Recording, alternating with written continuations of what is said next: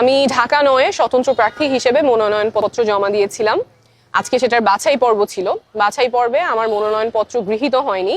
আমরা সেই সিদ্ধান্ত আপিল করব। আপিলের প্রক্রিয়া আমরা ইতিমধ্যেই শুরু করে দিয়েছি। গ্রহণ না করার পেছনে নির্বাচন কমিশন যে কারণ দেখিয়েছে, আপনারা জানেন যে স্বতন্ত্র প্রার্থীর ক্ষেত্রে 1% ভোটারের স্বাক্ষর দিতে হয়। যা দরকার ছিল তার চেয়ে বেশি আমরা স্বাক্ষর জমা দিয়েছিলাম।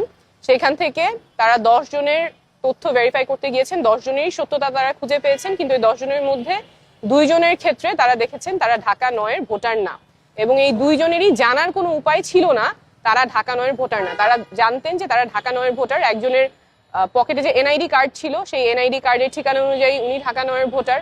আরেকজনের বাসা খিলগাঁয়ে যেহেতু ঢাকা 9 এবং 11 দুইটাই আসন আছে, উনি জানতেন উনি ঢাকা 9-এর ভোটার, সেই বিশ্বাসে উনি স্বাক্ষর করেছেন, কিন্তু নির্বাচন কমিশনের তথ্য অনুযায়ী উনি ঢাকা 11-র ভোটার। এই দুইটা ব্যতিক্রম বাদে বাকি সবকিছু আমাদের তথ্য সঠিক ছিল। আমরা আপিল করব এবং আমরা যেই লড়াইয়ে নেমেছি, স্বচ্ছতা এবং জবাবদিহিতার রাজনীতি, সেই লড়াই আমাদের চালু থাকবে।